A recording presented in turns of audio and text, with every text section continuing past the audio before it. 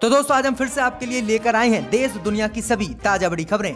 फटाफट एक एक कर विस्तार से आज आपको बताएंगे, तो वीडियो को अंत तक जरूर देखें। दोस्तों वीडियो बनाने में हमें काफी मेहनत लगी है, तो वीडियो को लाइक जरूर कर दें। दोस्तों पहली खबर में आपको बताएंगे जो बड़ी खबर सामने निकल कर आ रही है कि हैदराबाद नगर निगम चुनाव में मतदान हुआ शुरू। ईवीएम की जगह बैलेट पेपर से डाले जा रहे हैं वोट। असुद्दीन ओवैसी ने ट्वीट कर सभी से वोट डालने की है अपील। तो वहीं आपको बताएंगे दोस्तों कि किसानों ने मोदी सरकार को दिया बड़ा झटका, बात करने से मना करते हुए रख दी है बड़ी मांग, मोदी की बढ़ गई है मुश्किलें। तो वहीं आपको बताएंगे कि लव जिहाद कानून को लेकर योगी को बड़ा झटका। सुप्रीम कोर्ट के पूर्व जज ने बताया है असंवैधानिक और स्वतंत्रता के खिलाफ, कहा कोर्ट में चुनौती देने पर हो जाएगा कानून रद्द। तो वहीं आपको बताएंगे दोस्तों कि किसान आंदोलन को लेकर राहुल गांधी ने मोदी पर बोला हमला, कहा अहंकार की कुर्सी छोड़िए और किसानों को उनका हक दीजिए। तो वहीं आपको बताएंगे दोस्तों कि बीजेपी द्वारा मुस्लिम उम्मीदवार को टिकट नहीं दिए जाने पर भड़के ओवैसी, कहा घिनौनी और हैरान करने वाली है बीजेपी की रणनीति, संघ का एजेंडा चला रही है भाजपा। तो वहीं आपको बताएंगे दोस्तों कि हरियाणा में किसानों ने किया अनिल विज बीजेपी मंत्री का जबरदस्त विरोध, दिखाए काले झंडे, लगाए बीजेपी मुर्दाबाद के नारे, मैदान छोड़ भागे बुरी तरह से भाजपा के मंत्री अनिल विज। तो वहीं आपको बताएंगे कि ईरान और इजराइल के बीच एक बार फिर से बड़ा तनाव, सीरिया में कर दिया है इजराइल ने ईरान पर हमला, 4 कमांडर शहीद। तो वहीं आपको बताएंगे कि हरियाणा में पहला आया लव जिहाद का मामला, हिंदू लड़की से शादी करने के लिए मुस्लिम लड़के ने धर्म किया परिवर्तन, हाई कोर्ट ने दिलाई है सुरक्षा। तो सभी खबरों को एक एक कर आपको बताएंगे, वीडियो को लाइक कर दें। इसी बीच पर तो दोस्तों पहली खबर की ओर जो बड़ी खबर सामने निकल कर आ रही है कि हैदराबाद में मतदान हुआ शुरू। ईवीएम की जगह बैलेट पेपर से डाले जा रहे हैं वोट। असुद्दीन ओवैसी ने भी डाला है अपना वोट। जी दोस्तों आपको बता दें ये बड़ी खबर सामने निकल कर आई दोस्तों कि आज हैदराबाद नगर निगम चुनाव में मतदान शुरू हो गया है। ईवीएम की जगह बैलेट पेपर से हैदराबाद में नगर निगम चुनाव में वोट डाले जा रहे हैं। सुबह 7 बजे से ही सभी पोलिंग बूथों पर भारी मात्रा में लोग वोट डाले जा रहे हैं। इस बीच आपको बता दें कि असुद्दीन ओवैसी ने भी हैदराबाद के नगर निगम चुनाव में वोट डाला और लोकतंत्र को मजबूत करने पर जोर दिया। असुद्दीन ओवैसी ने वोट डालकर लिखा है कि कृपया घरों से बाहर निकलें और जाकर मतदान करें। हैदराबाद की विशिष्ट संस्कृति और पहचान के लिए, भारत के लोकतंत्र को मजबूत करने के लिए, शांतिपूर्ण हैदराबाद के लिए वोट करें। वहीं आपको बता दें कि इस बार असुद्दीन ओवैसी की पार्टी ने 51 कैंडिडेटों को मैदान में उतारा है। अगर हम बात करें तो पिछली बार की तो 2016 के चुनाव में असुद्दीन ओवैसी की पार्टी ने 44 सीटें जीती थी और 99 सीटें टीआरएस ने जीती थी, जबकि कुल 4 सीटें ही बीजेपी को मिली थी। लेकिन इस बार बीजेपी ने हैदराबाद के निकाय चुनाव में पूरी केंद्रीय टीम को उतारा और देखते हैं कि कितनी सीट इस बार मिलने वाली है। वहीं अगर हम बात करें तो असुद्दीन ओवैसी को हैदराबाद के नगर निकाय चुनाव में लगभग 47 सीटें इस बार मिलने जा रही हैं। तो ये बड़ी अपडेट आ रही है कि सबसे ज्यादा सीटें असुद्दीन ओवैसी की पार्टी जीतेगी और तेलंगाना में टीआरएस को 85 सीट मिल सकती हैं। तो बड़ी अपडेट आ रही दोस्तों कि हैदराबाद में इस बार असुद्दीन ओवैसी काफी सीटें जीतने वाले हैं। इसी बीच बता दोस्तों अगली खबर की ओर, तो किसानों ने मोदी सरकार को दिया बड़ा झटका, बात करने से मना करते हुए रख दी है बड़ी मांग। जी दोस्तों आपको बता दें ये बड़ी खबर सामने निकल कर आ रही दोस्तों कि केंद्र की मोदी सरकार के तीनों कृषि कानूनों के खिलाफ हरियाणा और पंजाब के किसान संगठन विरोध प्रदर्शन पिछले 6 दिनों से कर रहे हैं। हजारों की संख्या में किसान दिल्ली के सिंधु बॉर्डर पर डटे हुए हैं। किसानों का कहना है कि जब तक वापस कृषि कानूनों को मोदी सरकार नहीं लेती है तब तक वह वापस नहीं जाएंगे। वहीं आपको बता दें कि सोमवार को केंद्रीय कृषि मंत्री नरेंद्र सिंह तोमर और गृह मंत्री अमित शाह ने किसान संगठनों को बातचीत के लिए बुलाया है। नरेंद्र सिंह तोमर ने किसानों को आज 3:30 बजे बातचीत के बुलाया है। हालांकि पंजाब किसान संघर्ष समिति ने कहा है कि जब तक सरकार सभी किसान संगठनों को नहीं बुलाती है वो बातचीत के लिए नहीं जाएंगे। वहीं आपको बता दें कि पंजाब किसान संघर्ष समिति के आयुक्त सचिव ने कहा है कि 500 से ज्यादा किसान संगठन इस विरोध प्रदर्शन में शामिल हैं, लेकिन मोदी सरकार ने केवल 32 किसान संगठनों को ही बातचीत के लिए आमंत्रित किया है। बाकी संगठनों को सरकार ने बातचीत के लिए नहीं बुलाया है। अब किसानों ने मांग की है कि जब तक 500 संगठनों को मोदी सरकार बातचीत के लिए नहीं बुलाती है तब तक वह किसान संगठन मोदी सरकार से से बात करने के लिए नहीं जाएंगे। तो ये बड़ी अपडेट है कि किसानों ने साफ कह दिया है कि वह बातचीत के लिए अमित शाह के पास नहीं जाएंगे जब तक 500 से जो संगठन है सबको नहीं बुलाती है मोदी सरकार। ये बड़ी अपडेट है, किसानों ने ये बड़ा झटका आज दे दिया है मोदी और अमित शाह को। इसी बीच बढ़ते दोस्तों अगली खबर की ओर, तो लव जिहाद कानून को लेकर योगी को बड़ा झटका। सुप्रीम कोर्ट के पूर्व जज ने लव जिहाद कानून को बताया असंवैधानिक, कहा यह कानून है स्वतंत्रता के खिलाफ। जी दोस्तों, आपको बता दें कि उत्तर प्रदेश की योगी सरकार की ओर से लव जिहाद के खिलाफ लाए गए अध्यादेश को राज्यपाल से मंजूरी मिल चुकी है। अब यह कानून बन गया है। हालांकि इस कानून की मुखालफत भी काफी हो रही है। सुप्रीम कोर्ट के पूर्व जज मदन लोकुर ने इस कानून का विरोध किया है और इसे असंवैधानिक बताया है। उन्होंने यहां तक कह दिया कि लव जिहाद कानून चुनने की स्वतंत्रता के खिलाफ है। अगर इसे सुप्रीम कोर्ट में चुनौती दी जाती है तो ये रद्द हो जाएगा। वहीं सुप्रीम कोर्ट के पूर्व जज मदन लोकुर ने एक लेक्चर में कहा है कि उत्तर प्रदेश में हाल ही में पास हुआ वो अध्यादेश दुर्भाग्यपूर्ण है जिसमें जबरन, धोखे या बहकावे से धर्मांतरण कर शादी करने की बात कही गई है।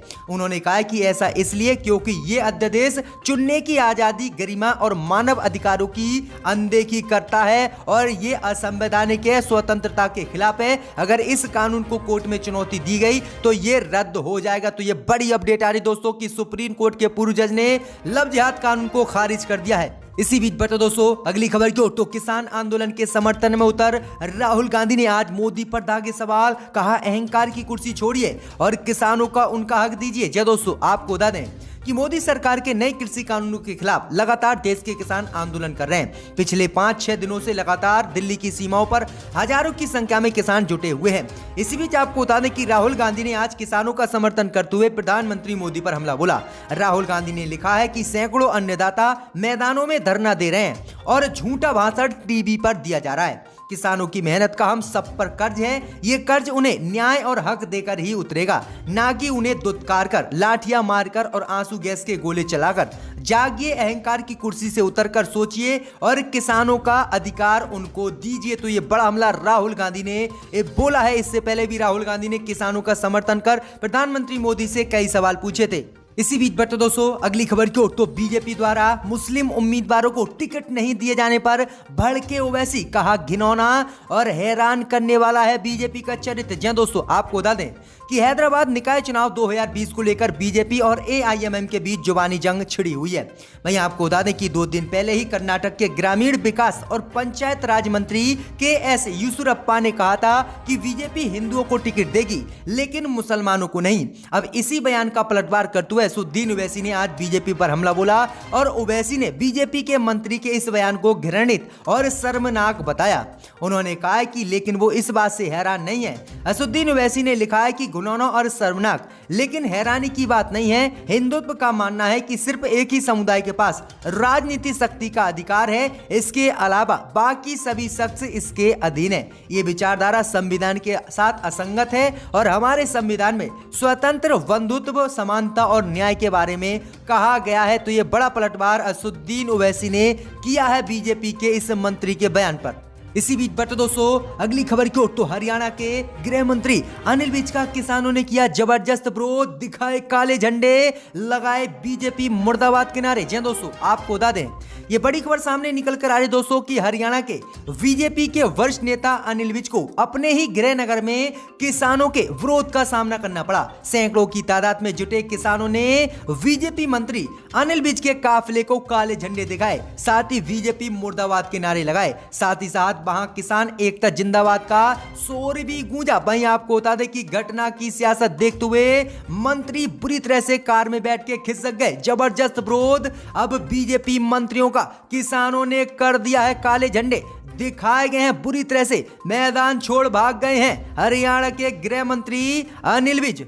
इसी बीच बढ़ते दोस्तों अगली खबर की ओर, तो अखिलेश यादव ने कृषि कानून को लेकर भाजपा पर लगाया गंभीर आरोप, कहा कृषि कानून की आड़ में भाजपा हड़पना चाहती है किसान की जमीन। जी दोस्तों, आपको बता दें कि समाजवादी पार्टी के राष्ट्रीय अध्यक्ष अखिलेश यादव ने कृषि कानून और किसानों के मुद्दे पर एक बार फिर से भाजपा सरकार पर निशाना साधा है। अखिलेश यादव ने कहा है कि आय दुगनी करने का जुमला देकर कृषि कानून की आड़ में किसानों की जमीन हड़पने का जो षड्यंत्र भाजपा रच रही है वो हम खेती किसानी करने वाले अच्छे से समझते हैं। हम अपने किसान भाइयों के साथ हमेशा की तरह संघर्ष पर रहेंगे, जिससे एमएसपी मंडी व कृषि की सुरक्षा करने वाली संरचना बची और बनी रहे। अखिलेश ने कहा है कि भाजपा अब खत्म होगी। जी दोस्तों, ये गंभीर आरोप अखिलेश यादव ने लगा दिया है कि कृषि कानून की आड़ में भाजपा किसानों की जमीन हड़पना चाहती है। इसी बीच बता दोस्तों अगली खबर की ओर, तो इजराइल और ईरान में एक बार फिर से बड़ा तनाव। सीरियाई सीमा पर ड्रोन हमले में ईरान के 4 कमांडरों की मौत। जी दोस्तों, आपको बता दें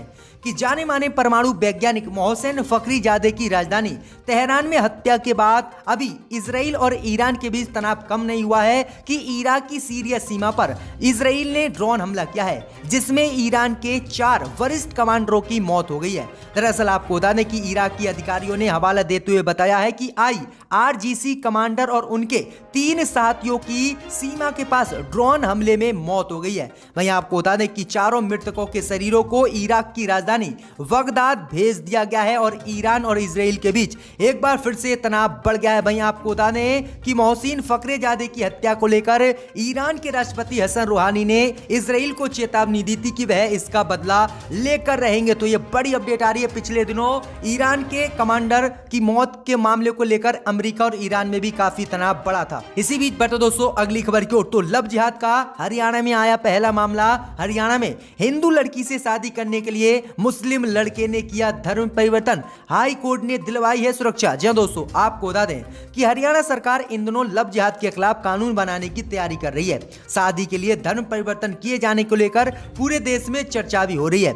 इसी बीच हरियाणा के यमुनानगर में एक मुस्लिम युवक ने हिंदू लड़की से शादी करने के लिए अपना धर्म परिवर्तन किया है। युवक ने एक मंदिर में हिंदू धर्म अपनाया है और हिंदू रीति रिवाज के साथ लड़की से शादी की है। लड़की की उम्र 19 और लड़के की 21 साल बताई जा रही है। कपल ने पंजाब और हरियाणा हाई कोर्ट में कहा था कि उनकी जान को खतरा है और लड़की के घर वाले लड़के को जान से मारना चाहते हैं। इसी को लेकर हाई कोर्ट ने अब यमुनानगर पुलिस की सुरक्षा कपल को मुहैया कराई है। तो ये बड़ी अपडेट आ रही है। भाई आपको बता दें कि लड़के के परिवार वालों ने बताया है कि उन्हें इससे कोई भी आपत्ति नहीं है, वे लड़की को स्वीकार करने के लिए तैयार हैं। तो ये बड़ी अपडेट आ रही है, लेकिन लड़की वाले अब भी उस लड़के से नाराज हैं। इसी बीच बता दोस्तों अगली खबर की ओर, तो टैक्सी यूनियन ने मोदी सरकार को दी धमकी, 2 दिन में किसानों की मांगे नहीं मानी तो पूरे देश में करेंगे हड़ताल। जी दोस्तों, आपको बता दें कि अखिल भारतीय टैक्सी यूनियन ने राष्ट्रीय राजधानी के विभिन्न बॉर्डर पॉइंट पर नए कृषि कानून के खिलाफ प्रदर्शन कर रहे किसानों की मांगों को लेकर 2 दिन के भीतर पूरा नहीं करने पर हड़ताल किए जाने की धमकी मोदी सरकार को दी है। यूनियन के अध्यक्ष बलवंत सिंह भुल्लर ने कहा है कि केंद्र की मोदी सरकार किसानों की मांगों को पूरा करे। अगर 2 दिन में उन्होंने किसानों की मांग को पूरा नहीं किया तो पूरे देश में ऑल इंडिया टैक्सी यूनियन हड़ताल करेगी। ये बड़ा ऐलान कर दिया है यूनियन ने, जिसके बाद मोदी सरकार की मुश्किलें बढ़ना स्वाभाविक है।